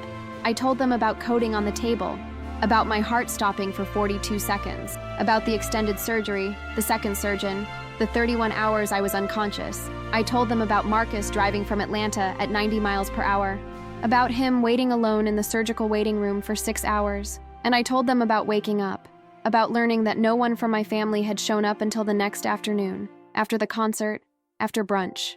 20 minutes, I said quietly. You stayed for 20 minutes. Then you left because you had other plans. The table was silent. My father's face was red. My mother's eyes were shiny with tears. Real or performed, I couldn't tell. Clara was staring at her hand. Uncle Raul let the silence sit for a moment. Then he said, "Richard, Diane, is Helena's account accurate?" My father opened his mouth, closed it. "We didn't know it was that serious. Helena told you she had sepsis. She's always..." My mother stopped herself. "She works in healthcare. She uses medical terms. We thought she was exaggerating. She told you she was going into emergency surgery. We thought the doctors were being overly cautious. She told you she could die." My mother's voice rose. "And she didn't. She was fine. She's sitting right here. She coded on the table, Diane." Her heart stopped. She came very close to not being fine. My mother looked at me then, really looked at me, and I saw something flicker across her face. Not quite guilt, not quite recognition, just discomfort. "We came as soon as we could," my father said quietly. "You came 20 hours later," Marcus said. His voice was calm, but there was steel underneath. "And you stayed for 20 minutes. We didn't want to overwhelm her. You didn't want to miss brunch," I said. Silence again. Clara spoke for the first time. "Okay, so they made a mistake. People make mistakes. Is that what this whole thing is about? One bad decision?" Uncle Raul reached into his briefcase. "No, Clara, it's not about one bad decision. It's about a pattern." He pulled out the folder, my folder, the one with 47 pages of documentation, and set it on the table. My mother's eyes narrowed. "What is that?" "This," Uncle Raul said calmly, "is 4 years of financial records, bank statements, credit card statements, text messages, voicemails, receipts, all documenting a very clear, very consistent pattern." He opened the folder and pulled out the first page, the summary sheet I'd created with every transaction, every date, every amount, organized by month and category. He slid it across the table. My father picked it up. His hand trembled slightly. "Helena has been financially supporting you for 4 years," Uncle Raul said, "to the tune of $58,340. My mother's mouth opened. Nothing came out. $650 per month for mortgage assistance, $487 per month for Diane's health insurance, $310 per month for Richard's medication, a credit card that Helena provided for emergencies, which you used for department store shopping, restaurant meals, and gifts. Would you like me to read the individual charges? This is..." My mother's voice was thin. "This is completely out of context." "What context am I missing?" Uncle Raul's tone was perfectly reasonable, perfectly calm, which somehow made it more devastating. "Please, help me understand. She offered to help." My mother's voice rose. "We didn't force her. She wanted to help her family." Uncle Raul turned to me. "Helena, did you want to pay your parents' mortgage every month?" "No." "Did you want to give them your credit card?" "No." "Did you ever ask them to pay you back?" "Multiple times. They always said they would. They never did." He turned back to my parents. "So let's be very clear about what this is. This wasn't mutual aid. This wasn't occasional help between family members. This was financial dependency. And the moment Helena stopped providing it, the moment she physically couldn't continue because she nearly died, you didn't ask if she was okay. You asked when the payments would resume." He pulled out another page, a screenshot of my mother's voicemail from September 28th. "Should I play this? The one where you tell Helena she's being selfish? Where you accuse her fiancé of manipulating her? Where you say this isn't how you raised her to treat family?" My mother's face went pale. "Or perhaps this text from Clara?" He pulled out another screenshot. "Where she tells Helena she's being cruel because you were crying?" Clara looked away. "Here's what I see," Uncle Raul said, his voice still calm but carrying the weight of 30 years on the bench. "I see a daughter who has quietly, without complaint, without acknowledgement, supported her parents financially for years. I see parents who took that support and turned it into an expectation, who took occasional help and turned it into dependency. And when that daughter finally stopped, not because she wanted to punish you, but because she physically could not continue, you launched a campaign to paint her as unstable, ungrateful, and manipulated." He closed the folder. "So here's what's going to happen. Helena is done. The payments stop. The credit card is canceled. The financial support ends today. If you need help, you figure it out yourselves. You downsize, you budget. You make different choices, but you do not ask Helena for another dollar. Are we clear? My father was staring at his hands. My mother had tears streaming down her face, and these looked real, looked like the truth finally breaking through. Raul, my mother whispered, you're making us sound like monsters. I'm making you sound like what the evidence shows you are, financially dependent on your daughter, and unwilling to acknowledge it. He stood. We're done here. Helena and Marcus are leaving. I suggest you all take some time to think very carefully about what was said today. And if you try, if you even attempt, to guilt Helena, to manipulate her, to spread more lies about her in this family, I will personally ensure that every member of this family sees this documentation. Do you understand me? No one answered. I'll take that as a yes. He looked at me. Helena, Marcus, let's go. I stood on shaking legs. Marcus stood with me, his hand on my back. My mother reached for me. Helena, please, can we just... I stepped back. I don't want your apology. I want you to stop. And I walked out. I didn't look back as we walked out of that private dining room. Didn't look at my mother's tear-streaked face or my father's stunned expression or Clara's carefully constructed mask of indifference. I just walked, one foot in front of the other, Marcus's steady presence beside me, Uncle Raul leading the way, down the carpeted hallway, down the elegant staircase with its polished banister, through the lobby with its crystal chandeliers and oil paintings of men in Confederate uniforms. The November air outside hit me like a slap. Cold, clean, real. We made it to the parking lot before my legs gave out. Not dramatically. I just stopped walking and stood there swaying slightly, and Marcus caught me before I could fall. I've got you, he said. I've got you. Uncle Raul reached us a moment later. He looked at me with something that might have been concern or might have been professional assessment. 30 years as a judge probably made the two indistinguishable. Helena, are you all right? I nodded. I wasn't, but I would be. You did well in there. You told the truth. You stayed calm. You let the evidence speak for itself. It didn't feel like winning. It never does. Not in family court, not in situations like this. But you did what you came to do. You stopped being invisible. He put a hand on my shoulder. Brief, paternal, the kind of gesture my own father should have made but never did. They're going to call you. Probably tonight, definitely this week. Don't answer. Let them sit with what happened. Let them process. If they reach out to other family members, I'll handle it. You focus on taking care of yourself. Thank you, I whispered. You don't need to thank me. You needed someone to believe you.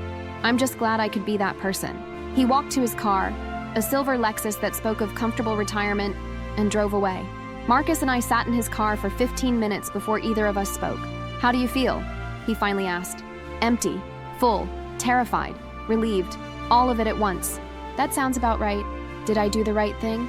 He turned to face me. Helena, you told the truth to people who've been lying to you for years, lying by omission, lying by manipulation, lying by making you think you were the problem. Yes, you did the right thing. What if nothing changes? Then you have your answer, and you can stop wondering if maybe, someday, they might become the parents you deserved. We drove home in silence.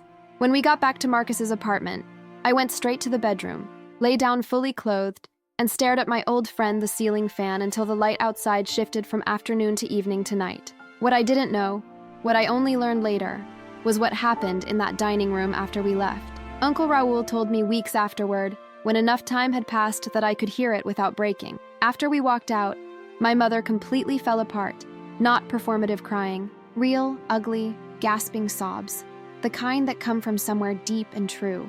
She kept saying, I didn't know. I didn't realize. I thought she was fine. I thought she was happy to help. My father sat in silence for a long time, just staring at the paper with all the numbers, all the transactions, all the proof of what they'd been. Finally, he said, $58,000. It's not that much over 4 years, my mother started. It's more than I made in commissions last year, my father said quietly. It's more than we had in savings when we bought the house. It's, Jesus, Diane. We've been living off our daughter. We didn't force her. We didn't have to force her. His voice was flat, defeated. We just had to ask. We just had to make her feel like saying no would make her a bad daughter. And she never said no. Not once. Because we raised her to believe that's what family does. Clara tried to leave. Uncle Raul stopped her. Sit down, Clara. I don't need to be here for this. Yes, you do. Because you've benefited from this arrangement too. Maybe not directly. Maybe you never asked Helena for money yourself, but you stood by while your parents drained her dry. You watched them treat her like an ATM. You never questioned it. You never defended her. You never contributed a single dollar yourself. Clara's face went hard. That's not my responsibility. No, but it's not Helena's responsibility either. Yet she carried it for years. While you posted Instagram photos of your perfect life funded by part-time work and parents who relied on your sister to stay afloat, Clara sat back down. She didn't say anything else. Uncle Raoul spent the next 30 minutes walking them through the financial documentation, every transaction, every text message that started with, "I hate to ask, but," every voicemail with escalating urgency, every charge on the credit card for things that weren't emergencies. He didn't yell, he didn't accuse, he just presented facts. By the end, my father was crying. My mother was silent. Clara looked like she wanted to disappear into the expensive upholstery. "What do you want us to do?" my father finally asked. "I want you to leave her alone," Uncle Raoul said. "I want you to stop calling, stop texting, stop trying to fix this with apologies you don't mean yet. I want you to sit with what you've done. Really sit with it. Feel the discomfort. Face the truth. And don't contact Helena unless and until you're ready to actually change. Not promise to change. Actually do the work of changing." "How long?" my mother whispered. "As long as it takes. Months, maybe years, maybe never. That's up to Helena, not you." He stood to leave. Then he turned back. "One more thing. If I hear that any of you have contacted other family members to spin this story, if I hear that you've tried to make Helena the villain again, if I hear even a whisper of manipulation or guilt tripping, I will send this entire folder to every member of this family, your sister Linda, your cousin Tom, everyone at church, everyone who thinks you're the perfect family. Do you understand me?" They understood. Uncle Raoul left them sitting in that private dining room with the autumn sunlight streaming through the windows and the truth hanging in the air like smoke. The first week after the country club confrontation, my phone was eerily quiet. No calls, no texts, no voicemails with my mother's voice oscillating between concerned and accusatory. Nothing from Clara, nothing from my father, just silence. It was the quietest my phone had been in 4 years, and I didn't know how to feel about it. Relief, yes, but also something else, something that felt uncomfortably like grief. I went to work, I came home, I ate meals I barely tasted, I slept poorly. I existed in a strange liminal space between the person I'd been and the person I was becoming. Marcus watched me carefully during that week, not hovering, just present. On Wednesday evening, 5 days after the confrontation, we were sitting on his couch with takeout. Neither of us was really eating when he said, "Talk to me." "About what?" "About whatever's happening in your head right now." I set down my chopsticks. "I don't know how I'm supposed to feel." "What do you mean?" "I did the right thing. I know I did. But it doesn't feel good. It doesn't feel like justice or closure or any of those things people talk about. It just feels empty." "That's normal." "Is it?" "Helena, you didn't just set boundaries with your family. You dismantled an entire system that's been in place for years. You stopped playing a role you've been playing since childhood. Of course it feels strange. Of course there's grief. You're mourning the family you wish you had. I thought I'd feel stronger. I thought I'd feel free. Maybe freedom doesn't feel like we think it should. Maybe it just feels like space. And space can be uncomfortable until you figure out what to fill it with." He was right. The space was uncomfortable. For years, my life had been structured around helping my family, around saying yes, around being available, around managing their crises and funding their lifestyle and making myself small so they could be comfortable. Now there was just space, time, money, energy, and I didn't know what to do with any of it. On day 8, I got a text from my father. Brief, simple. "Helena, I don't know how to say this, but I'm sorry. I didn't see it. I should have. I'm truly sorry." I stared at that text for 20 minutes, read it over and over, looking for the catch, the manipulation, the but that would come next. It never came. It was just an apology. I didn't respond, not because I was trying to punish him, but because I didn't know what to say. "I forgive you" felt like a lie. "It's okay" was definitely a lie. So I said nothing. On day 12, a letter arrived, handwritten, my mother's precise script on the envelope, my address written carefully, like she'd taken time with it. I almost didn't open it. I held it in my hands for hours, turning it over, feeling the weight of it. Finally, late that night, I opened it. 3 pages, front and back. Her handwriting getting messier as the pages progressed, like she was writing faster, like the words were pouring out. "Helena, I don't expect you to forgive me. I don't even know if I deserve the chance to ask for forgiveness. But I need to say some things, even if you never respond, even if you throw this letter away without reading it. I got used to you helping. That's the truth. It started as occasional favors and it became routine. And somewhere along the way, I stopped seeing it as you giving and started seeing it as just normal, as what daughters do, as what you wanted to do. I convinced myself you didn't mind, that you were happy to help, that you were doing well and we were struggling and it made sense for you to contribute. I told myself that's what family does. We help each other. But it wasn't mutual, was it? We took, you gave, and we never gave back. When Uncle Raul showed us those numbers, $58,000, I couldn't breathe. I couldn't process it. I'd never added it up. I'd never looked at it as a whole. I just saw each month as a separate thing. But it wasn't separate. It was a pattern. And you carried that weight alone. The day of your surgery, I replay it constantly. You called me. You told me you had sepsis. You told me you needed help. And I heard concert music and thought about parking fees and decided you were being dramatic.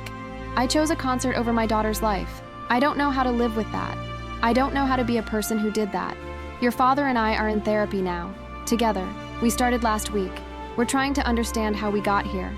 How we became people who would treat their daughter like what? An ATM? A safety net? A resource to manage? I don't know if we'll ever be what you need us to be. I don't know if we can change enough, but I want to try. Not because I want your money. I don't. I swear I don't. But because I want my daughter back. I want the chance to be your mother. Really, your mother.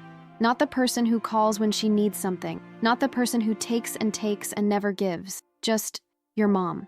I don't know if that's possible anymore.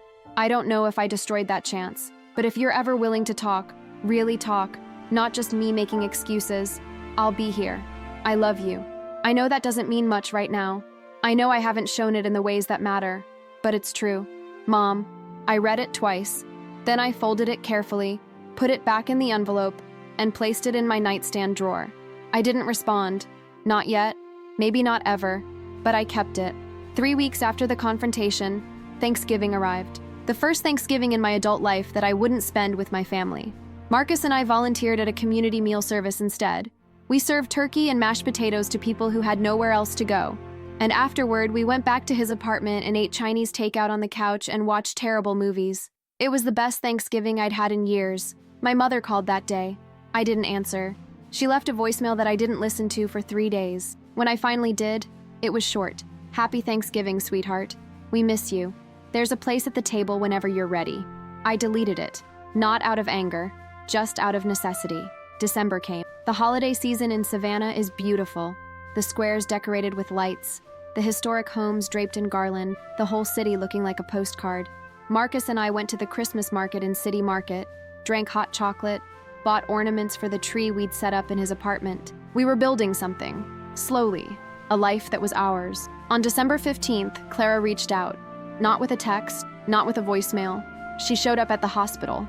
I was coming off a shift, exhausted from 12 hours in the ICU, still in my scrubs, hair falling out of its bun. I walked through the lobby, and there she was, sitting in one of the uncomfortable chairs near the entrance, wearing a wool coat and looking smaller than I'd ever seen her look. She stood when she saw me. Helena. I stopped walking. Clara, can we talk? Just for a few minutes?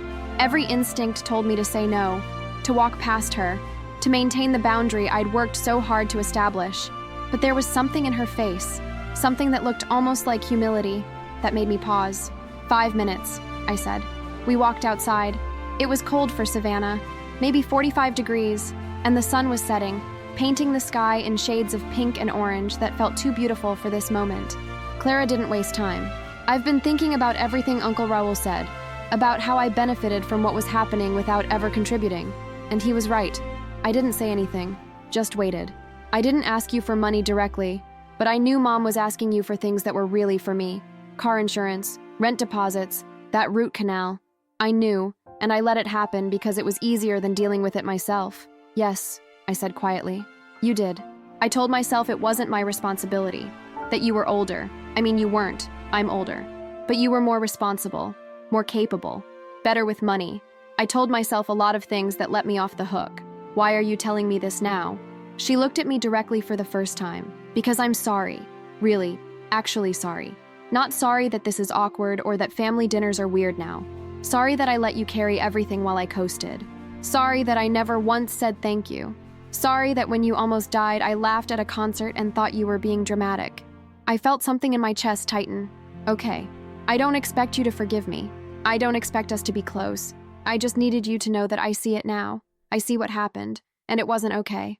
We stood in silence for a moment. The sky was getting darker. The streetlights were coming on. Are you doing okay? Clara asked. Like, actually okay? I'm getting there. Good. That's good. She pulled her coat tighter. I'm working full-time now. Actually full-time. 40 hours a week. I'm budgeting. I'm paying my own bills. I'm trying to be less of a... She trailed off. Less of a golden child? She laughed. A real laugh. Not her usual performative one. Yeah, that. That's good, Clara. For what it's worth, Mom and Dad are really struggling. Not financially. They downsized. They're managing. But emotionally. They're in therapy. They're trying to figure out how they got here. I know. Mom wrote me a letter. Did you respond? No. Are you going to? I don't know yet. Clara nodded. Fair enough. She started to walk away, then turned back. Helena, I hope someday you can forgive us. Not for our sake, for yours. But if you can't, I understand that too. She left. I stood there in the hospital parking lot as the last light faded from the sky, and I felt something I hadn't felt in months. Hope. Not that everything would magically be fixed. Not that my family would suddenly become different people, but hope that maybe, possibly, some of them were actually trying. By February, I was ready to talk. Not because I'd forgiven them, not because I wanted things to go back to normal, but because I'd realized that closure doesn't come from silence. It comes from saying the things you need to say and meaning them. Thank you for staying with me through this whole story. If it resonated with you, please hit like, subscribe, and share your own experience in the comments. It helps this reach others who need to hear it. And if you want to hear about the time my family tried to guilt me into giving up my inheritance, that story is coming next. I called Uncle Raoul first, asked his advice. He said, only meet with them if you want to. Not because you think you should, not because enough time has passed, only if you genuinely want to have the conversation. I think I do, I said. I think I need to say some things out loud, for myself, not for them. Then do it. But do it on your terms. You choose the location. You set the time limit. You decide who's there. And Marcus comes with you. They might not agree to my terms. Then they don't get the meeting. You're not negotiating anymore, Helena. You're stating your conditions. I sent an email to my parents, short and direct. I'm willing to meet and talk. Once. These are my conditions. 1. Coffee shop in Midtown. Neutral location. Public. 2. 1 hour maximum 3. Marcus will be there. 4. This is not a reconciliation. This is a conversation about boundaries going forward. 5. If you agree, we meet this Saturday at 2 p.m. If not, that's fine too. Helena. My mother responded within an hour. We'll be there. Thank you for giving us this chance. Saturday, February 10th. The coffee shop was a place I'd chosen deliberately. A local spot called the Coffee Fox. Big enough that we wouldn't feel claustrophobic, but quiet enough that we could actually talk. I arrived 10 minutes early with Marcus. We ordered coffee. We sat at a table in the back corner. My parents arrived exactly on time. They looked different. Older maybe, or just smaller. My mother wore minimal makeup. My father's hair had more gray than I remembered. They sat down carefully, like they weren't sure they were allowed to. The barista brought over their drinks. My mother had ordered coffee, my father tea, and then we were alone with the weight of 4 months of silence. I didn't wait for them to start. I'd rehearsed this. I needed to say it while I still had the courage. I'm not here to reconcile. I want to be clear about that up front. I'm here to tell you what happens next. My mother nodded. My father's hands were wrapped around his teacup like he needed something to hold on to. I'm done helping financially. Completely done. No monthly payments, no emergency loans, no credit cards. If you need money, you figure it out yourselves. You budget. You downsize more if you need to. You sell things. You get second jobs. I don't know and I don't care, but it's not my problem anymore. We understand, my mother said quietly. We haven't expected anything since October. We've been managing. Good. Second, I'm done being the person you call when you need something. I'm not your backup plan. I'm not your safety net. I'm not your resource to manage. If you call me, it needs to be because you actually want to talk to me, not because you need something from me. Okay, my father said. His voice was rough. Third, if you ever try to guilt me, manipulate me, or make me feel like I'm the problem again, we're done. No second chances, No more conversations. I will cut you off completely and I won't feel guilty about it. My mother's eyes filled with tears, but she blinked them back. We understand. I don't know if we'll ever have a normal relationship, I continued. I don't know if I even want one. But if we're going to try, and that's an if, not a given, it has to be on my terms, with boundaries, with respect, with the understanding that you don't get to treat me like you did for 4 years ever again. We've changed, my mother said. We're in therapy. We're working on ourselves. We're trying to understand how we became people who would do what we did. That's good. I'm glad you're doing that. But that's for you, not for me. I'm not responsible for your growth. I'm not responsible for your healing. I'm only responsible for myself. We sat in silence for a moment. The coffee shop sounds filled the space. The hiss of the espresso machine, murmured conversations, indie music playing softly. My father finally spoke. I'm sorry, Helena. I know I've said it before, but I need to say it again. I'm sorry for letting your mother do all the asking. I'm sorry for being passive. I'm sorry for letting you carry us without ever acknowledging what it cost you. My mother added, I'm sorry for making you feel like helping us was your job, for taking advantage of your kindness, for choosing a concert over my daughter's life. I'll regret that for the rest of mine. I nodded. Their apologies felt real, but that didn't mean I was ready to forgive. I need time, I said. I don't know how much. Months, maybe years. Maybe we never get back to anything resembling normal, but I need you to respect that I get to decide the pace. I get to decide if and when we talk. I get to decide everything, because for 4 years, you decided everything and I just went along with it. That's over now. We'll wait as long as you need, my mother said. Good. I stood up. Marcus stood with me. I'll call you. Sometime. Maybe in a few months.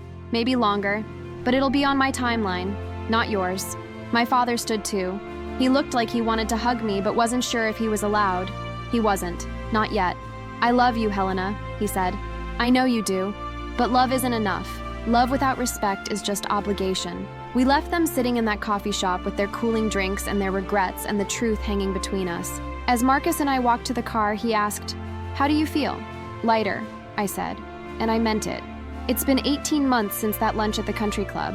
18 months since I stopped being the dependable daughter and started being a person with boundaries, with self-respect, with a life that belongs to me. Let me tell you where everyone is now. My parents sold their house, the big 4-bedroom in the suburbs with the mortgage I'd been helping pay for years. They downsized to a smaller townhouse closer to downtown, 2 bedrooms, manageable payments, a place they can actually afford on their own. My father took on extra accounts at work. My mother got a part-time job at the botanical gardens, actually getting paid for work she used to do as a volunteer. They're managing. It's tight sometimes, I'm sure, but they're managing without me. We talk occasionally now, maybe once a month. Brief phone calls where we discuss surface things, weather, work, local news. It's not the relationship I wished we had when I was younger, but it's honest. And honesty, I've learned, is worth more than closeness built on lies. Clara and I have coffee every few months. She's different now, more grounded.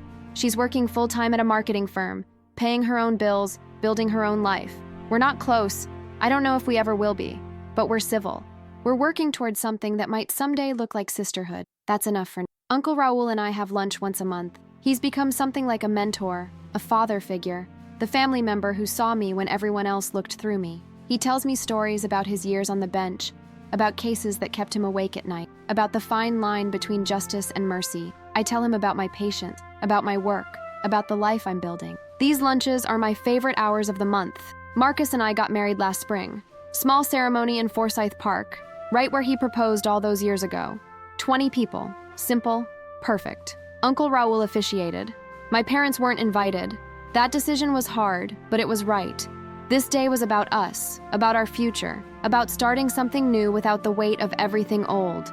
We bought a house in September, a small 3-bedroom bungalow in the Victorian district with a porch and a yard and space for the life we're building. We paid for it ourselves. Well, we have a mortgage, but the down payment was money I'd saved after I stopped funding my parents' lifestyle. Turns out when you're not sending $1-800 a month to other people, you can save for your own future pretty quickly. I'm still working at Savannah Memorial, still in the ICU, still saving lives, still holding hands, still being the kind of nurse I always wanted to be. But I'm different now, stronger, clearer. I don't say yes to every extra shift. I don't volunteer to cover for everyone. I take vacations, I rest. I put on my own oxygen mask first, like they tell you to do on airplanes. because I learned something important. You can't save everyone, and you shouldn't have to destroy yourself trying. My parents reached out again 3 months ago. Another letter. Shorter this time. Helena, we've been in therapy for over a year now. We're learning things about ourselves we probably should have learned decades ago. We're facing truths we spent years avoiding. We don't expect you to forgive us. We don't expect you to let us back into your life in any meaningful way. But we want you to know, we see it now. We see what we did. We see what it cost you. And we're sorry. Really, truly sorry. If you're ever willing to have dinner, just dinner, no expectations, we'd love to see you. Mom and Dad, I haven't responded yet. Maybe I will, maybe I won't. But I'm not carrying guilt about that decision anymore. The thing is, I'm learning that healing doesn't look like I thought it would. I thought it would be this dramatic moment of forgiveness and reconciliation, where everyone hugs and cries and promises to do better. But real healing is quieter than that. It's waking up and realizing you didn't think about them first thing. It's making plans without wondering if you'll get a call asking for money. It's building a budget that's only yours. It's saying no without following it with an apology. Real healing is boring and beautiful. And mine. Do I miss having parents I can call for anything? Yes. Some days more than others. Do I wish things were different? Always. But do I regret setting boundaries? Do I regret walking away from a system that was slowly killing me? Not for 1 second. If you've ever been the dependable one, the one who shows up, who helps, who says yes until you forget how to say no, I want you to know something that took me 33 years to learn. You are not selfish for wanting more. You are not cruel for setting boundaries. You are not the villain for walking away from people who only valued you when you were useful. You are allowed to choose yourself. You are allowed to say no. You are allowed to stop carrying weight that was never yours to carry in the first place, even if it costs you everything, especially if it costs you everything. Because the life you build on the other side of that choice, the one where you're free, where you're seen, where you're valued for who you are and not what you provide, is worth every uncomfortable conversation, every burned bridge, every person who calls you selfish because you stopped being convenient.